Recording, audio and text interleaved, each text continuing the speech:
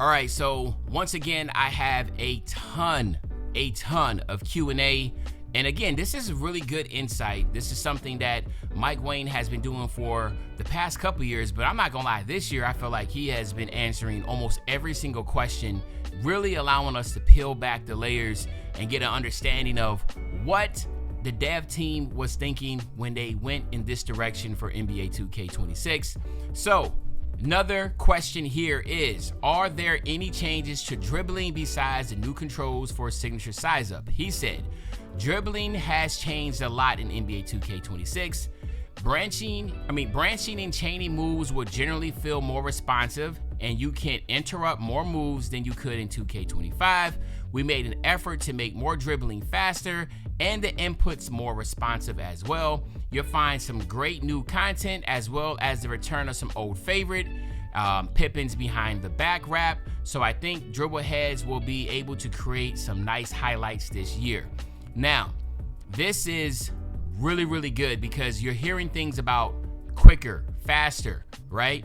Less delay, more responsiveness, which I've been speaking about for months now. When I said the game was going to be faster, more arcadey feel, and again, hopefully implemented the right way, this is going to be something that's going to allow just a faster pace of game. You know what I'm saying? So we'll see how that works. Another question said, since double tapping circle or B is wrap passes now, can you still do flashy passes? And he said yes.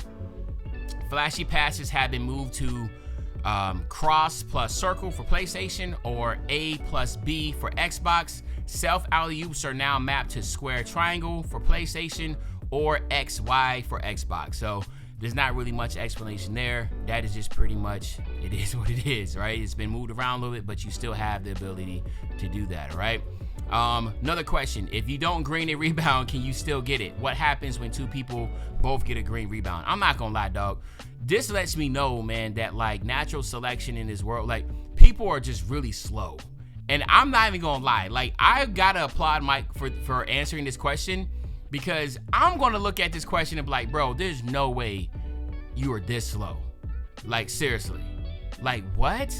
So anyway, I'm gonna give you the answer. He said, you can still grab a rebound if you don't green the timing. Duh, it's been the same. Like the funny thing is this, it's been like this for decades. Like it's always been like this. Only thing they did was just add a feature to where now it's under your feet and you can see if you jump properly. That's it. Just want to let you know that, by the way. And if a little player is trying to out rebound a big, excellent timing will often not be enough to secure the board. If the build makes zero effort and just stands there, the little guy will have a better chance with the perfect timing though. If two players green the rebound timing, the outcome is decided by positioning, rating, and height. The core mechanics around how rebounding work isn't changing in 2K26. Timing your jump has always been an important aspect of rebounding. The indicator was added just to help players understand how to rebound. I mean, literally, it was just a visual, it was just a UI thing. It was just literally a visual thing they added, and people just went, yeah, right? Like literally, dog, like what? Anyway, I'm not even getting deep in that one. That was just a crazy question to ask. All right, anyway, another question. Is the size of the green window different for no dip compared to regular catch and shoots? And then he said the green window for quick catch and shoot shots are the same as regular shots. It's possible this could change in the future. Okay, so when he said it's possible it could change in the future, it's really going to be predicated on just how overpowered it is. I'm pretty sure that's what it's going to be. And what they'll probably do is if it's like just like people are catching, shooting green, getting crazy, contests getting up, then they're probably going to, just shorten that green window. But again, that's why he left it open by saying it's possible this could change in the future, because I just feel like everybody is going to be crushing in the corner now with the catch and shoot mechanic, looking like Klay Thompson out there. So I'm definitely excited for that, all right? Another question, have there been any changes to baseline sensitivity? Me as a slasher, I love this. He said yes. There was an improvement to address the baseline sensitivity, especially when attempting baseline layups, and of course and dunks, okay? So it's layups and dunks. So instead of always going out of bounds, it felt like the baseline game aspect of the strategy or gameplay was just taken out in 25. Nobody was really going baseline because you went out of bounds. But now, thank goodness, we have that ability to work the baselines, open up the floor a little bit more. So I'm always open for that. Another question was, can we pull the chair when being back down in the paint? He said, yes, you can pull the chair in the post by tapping circle or B when the offensive player makes contact with you. So this is a really simple thing they added now. So when they say tap, I'm tapping. So I don't know if you can spam it. That's another thing. Because I remember if you spam circle a lot, you flop. So I really am curious to see when he says tapping, does he mean just press one time? Or does he actually mean just spamming? Because I think that's just like not a skill set. That's just spamming circle, right? So I'm pretty sure it's a timing thing here. When you feel the initial bump come, you hit circle at the same time, it pulls the chair. That's what I'm thinking, all right? But another question.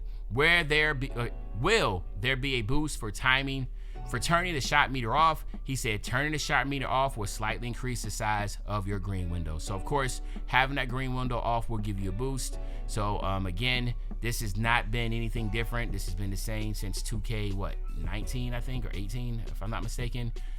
It's nothing's changed. It's still, you still get a boost with the meter off, right? Another question, can you cancel out of your new post go-to shots? He said for the post go-to shots that have a dribble, yes, you can cancel like regular go-to shots. You can always pump fake and chain to step through also. So again, I don't really see, I mean, if you like, I don't know, man. I just feel like that question was, if you can do that for go-to shots already, you should already assume that you can do it for the post go-to. But I guess, you know how they say you don't want to assume, but I knew that was something that obviously was going to be able to happen. So yeah, so there you go. So you can just find some ways to really chain up in that. Another question is, are there any changes to pluck steals and lane steals? He says on-ball steal, targeting, and steal animations have been improved to reward defenders who position themselves well and anticipate the dribbler's moves. The canned animation pluck steals have been almost entirely disabled. Pass interceptions have been tuned a bit, but are similar in effectiveness to 2K25. I'm a little concerned about, he said the canned animation pluck steals. We just got to see, because what happens is, and this is how it always is, man, when the game first comes out, defense is always going to be ahead of the offense.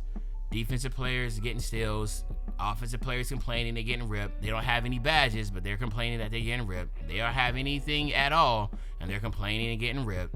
And then, of course, what happens? 2K tunes defense. Lockdowns get absolutely nerfed the third week of the game out, and then we go the whole year with no viable lockdown builds anymore. And then all of a sudden, what happens? The community starts complaining, saying that offense is too good and there's no defense. Yeah, because the first week the game came out, you were complaining about defense.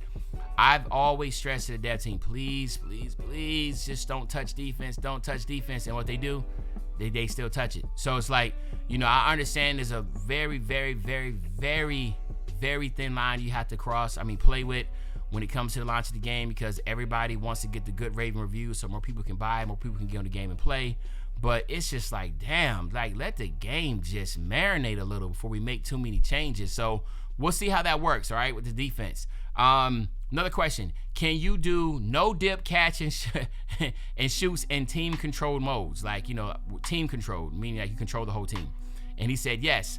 In team control modes, as soon as you initiate the pass, you can do a quick catch and shoot by immediately holding L2 as you receive the catch button. So for all my individuals that play my team and just play now and all that stuff, you can still do it, all right? Another question, are there any changes to burst and changes in direction for ball handlers? He said, we spent some time tuning the dribbler's ability to start, stop, and cut. The speed and tightness of changing directions will vary based on ratings and dribble style. So once again, ratings, perfectly fine. Dribble style, I'm gonna have problems with if a low dribble style is gonna be the wave again. Whatever the highest rated dribble style in the game is, needs to be the quickest and most responsive dribble style, and the lowest needs to be the least quickest and least responsive. But you know how it's been for the past 3-4 years, you know? Why was Zion Williamson dribble style, which was required a 68 speed with ball, one of the best dribble styles, one of the best push crosses in the game? So hopefully that gets adjusted. Another question, are there any improvements to standing dunks? He said, we reworked the logic for standing dunks to make them more reliable for bigs who aren't too crowded under the rim. We've also retuned standing skill dunks to have generally large green windows to compensate for how fast most of those dunks are. That was my big complaint last year. I'm like, yo, like the big man pro contact dunks under the basket was just too crazy because the animation and the meter went so fast. It was like, bro, like how you expect to time that? So there was a lot of it being missed. There was a lot of, if a little small person was right there, you try to do the dunk on them, there was no way of making it. So hopefully this is good, man, because I feel like the game is more fun when you can get contact dunks and slashing and all that. I'm always a huge advocate for that. So hopefully that is true and has been retuned. Another question, do motion styles have an effect on gameplay? He said yes. Motion styles are driven by pro play, just like dribble styles, so some styles will naturally be quicker and more explosive than others. For NBA 2K26, we've added rating gates, so you'll need higher attributes to equip the more effective styles. Once again, I'm just gonna say, if the highest rated motion style is not the fastest, then the game is screwed, because then you do not need to get the most attributes. Every attribute needs to matter. I've been saying this for years and years. Why in the world is Patty Mills only requires an 87 three ball to get, and it's the best jump shot in the game?